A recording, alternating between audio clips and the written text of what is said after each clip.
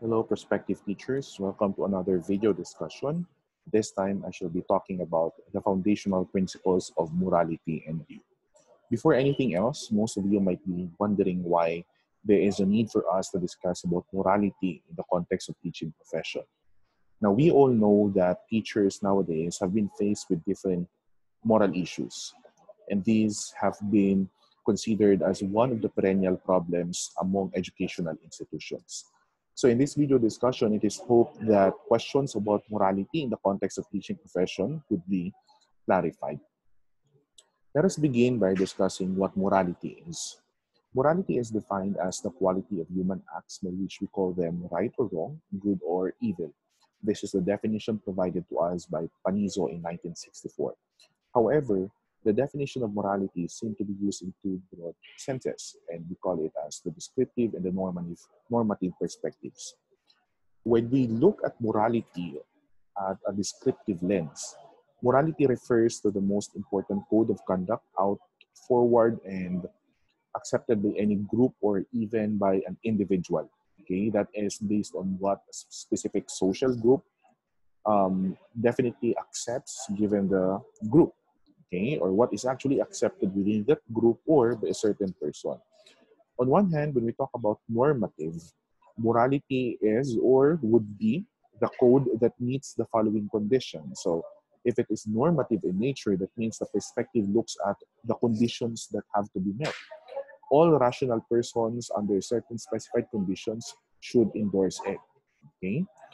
Now, when we talk about foundational moral principles, this term comes from the Latin word princeps, which means beginning, a source. A principle is that on which something is based, founded, originated, and initiated. Thus, it is a universal norm upon which all other principles on the rightness or wrongness of an action are based. So that means when we talk about foundational moral principle, it is the universal principle that tells us that this action or this doing is right or wrong. It is the source of morality that is contained in the natural law of human beings. Now, the natural law is the law written in the hearts of men, okay, for the believers, and it is also the man's share in the eternal law of God. St. Thomas defines it as the light of natural reason whereby we discern what is good and what is evil, an imprint on us of divine light. So this tells us about our discernment of what is actually appropriate or inappropriate. It is the law that says do good and avoid evil. This is the fundamental or foundational moral principle that humans should observe. Now, in the context of the teaching profession, this is the ultimate foundational moral principle that we always need to be reminded of. As laid down in the preamble of the Code of Ethics for Professional Teachers, teachers are duly licensed professionals who possess the dignity and reputation with high moral values as well as technical and professional competence. In the practice of their profession, they strictly adhere to and observe and practice. Now, this is very clear as stated in the preamble of the Code of Ethics for Professional Teachers, that as professionals in the field of education, we are bounded to follow the fundamental or foundational moral principles. Now, when can we say that a person is of good moral character? You are a person of good moral character when you are first one being fully human, okay? And second one being a loving person. So in the context of teaching, if you are loving enough to your students and to the profession that you have just embraced, then you are a good person. You are a person of good moral character. You should also be a virtuous person and a morally mature person. It's according to Bilbao et al. In 2012. Now, in the field of teaching, it is very important that we know how to form our values very well. And so, values formation is very significant in the world of teaching because we believe that to be moral is to be human. That is why once we have already entered the professional world, specifically in the world of teaching, you need to observe high level of morality because you are also a paragon of you are an exemplary model to your students, and that it is required that you show only those good attributes that you have so that students could really imitate what is actually good. Now, is there such things as a right, unchanging, and universal value? Okay, this has been a big question if it's really consistent to have a specific value. Are values dependent on time, place, and culture? Okay, so this time we shall be talking about values in the context of teaching profession. First one, we have the so-called transcendent values. These are values that remain unchanged over time. So if there is one value that remains consistent throughout time, that is an example of a transcendent value. These values remain to be a value if no one values them. And it's also considered as a value everywhere, okay, because it's definitely accepted by anyone. Love, care, and concern for fellow men are values for all people regardless of time and space. And these three are only some of the few examples of transcendent values. We also have unchanging and universal values as held by idealists. Okay? Now, on the contrary, we also have relativists who believe that there are no universal and unchanging values because for them, the values that one person possesses is relatively, um, it is related or relative to the given situation. Okay? So, for example, if that person encounters or experiences difficulties at the moment, then that person also possesses specific sets of values. And the moment that that person moves on to another experience, that person will have another set of values. Values are also dependent on time and place, according to relativists. Example, the values held by older people may not be significant in the present. Okay? The values held by people coming from a different country with a different culture may not be considered as valuable by other people somewhere else. Okay? Because relativists believe again that values are dependent on time and place. So whatever was valuable before might not be valuable right now, or whatever is valued in place A may never be valuable in place B. So it's geographically relative. Okay? It's also related chronologically. Now, the biggest question here is, do we consider values taught or caught? Okay, in the teaching profession, this is the number one question, most especially for behaviorists, okay, or teachers who approach teaching using the behaviorist perspective. Values are believed to be both taught and caught. Okay, values are taught, which is the essence of discussing values formation in the process of teaching learning. So it can be taught because as teachers, we also teach the values our students through discipline. Okay, or for example, when we inject an element of value in our discussions. Values are also caught since not all values developed by an individual human being are imposed on them. Okay, rather it is a result of observation and reflection. Because whether we admit it or not, the moment we experience something, we also learn something from it. And these learnings or these insights will help us to formulate our very own values. Values include human dignity, respect, equality, justice, responsibility, even global mindedness, cultural diversity, freedom, tolerance, and democracy. These are just few of the values that a person could possess. Now, in the teaching process, we also value cognitive, affective, and behavioral dimensions of learning. We do not teach our students based on behavior alone, or we do not let our students to learn the concepts alone. There should be a balance among these three aspects so that students could really grow or improve holistically. First one is cognitive. We must understand the value that we want to acquire. We need to know why we have to value such. Okay. So when you say cognitive, you must have a good discernment of whether or not this specific value is something that should be possessed. Second one is affective. It is not enough to know what honesty is or why one should be honest, because if it's only cognitive, that means you are just having the knowledge of what honesty is. But once it is already effective, you should know when to apply honesty in given situations. Okay, so in this context, one has to feel something towards honesty. And the third one is behavioral, living with a value, which is the true acid test. If we really value a value like honesty, okay, by showing it in our behaviors or by projecting it through our actions or attitude. Now, value formation is a training of the intellect and will. One's intellect discerns a value and presents it to the will as a right or wrong value. The will acts on the right value and wills to avoid wrong value presented by your intellect. So our intellect and our will actually help us determine whether or not the values that we have are worth having. Okay, according to Saint Thomas of Aquinas, The intellect proposes, the will disposes. Okay? You also have the differences between, or the difference between virtuous life and the vicious life. When you say virtuous life, it strengthens you to live by the right values and live a life of abundance and joy. From the word itself, virtue, that means you being a teacher are possessing the right values that you need to have in order for you to live a life of prosperity and happiness.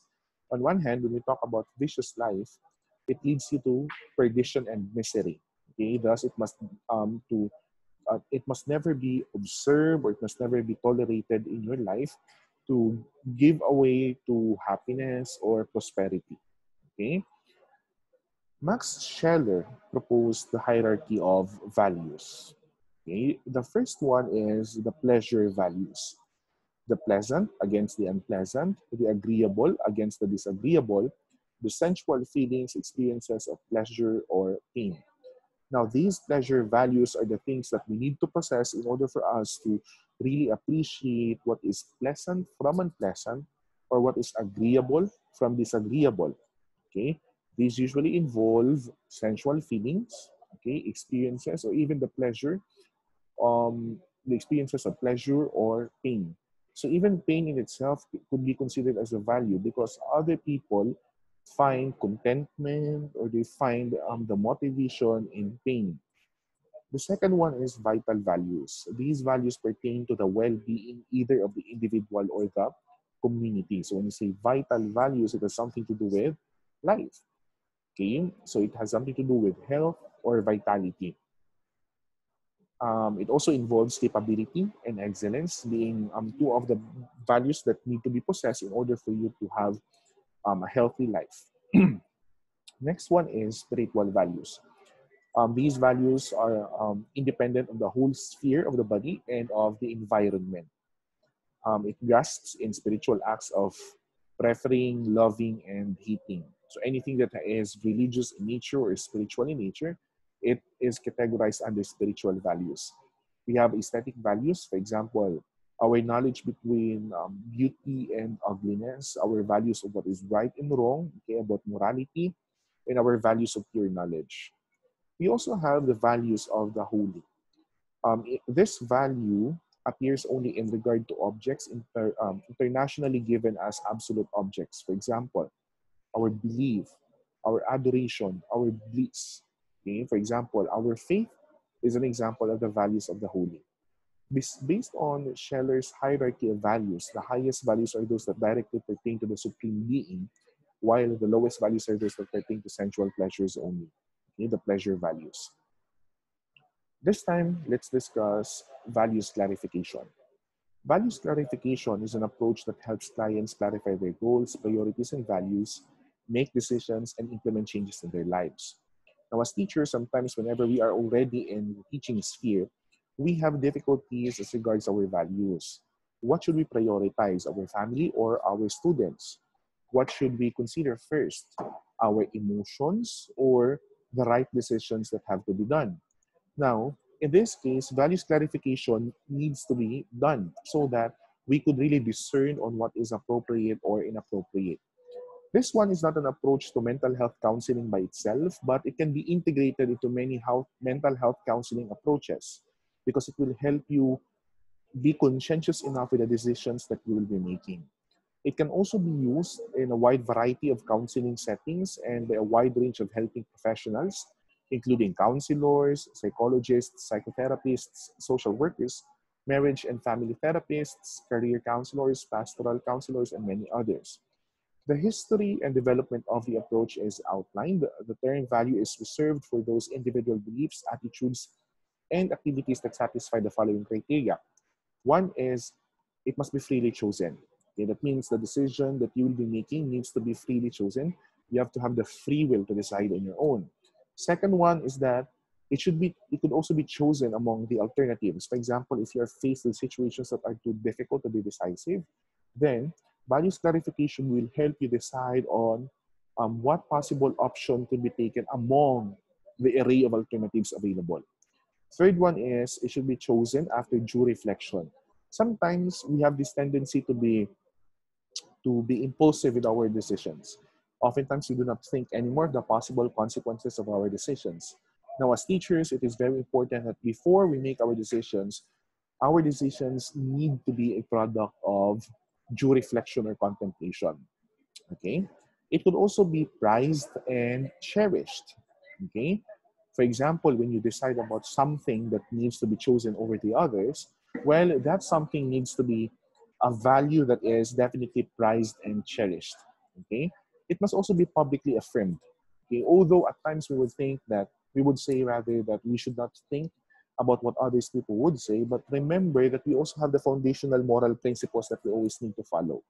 And this will help us to be reminded that there are times that our decisions should be bounded also based on what is the norms or the mores of the culture where you belong. Okay? It should also be incorporated into actual behavior. And lastly, it should also be acted upon repeatedly in one's life. Once it is a value, means it's a value being valued.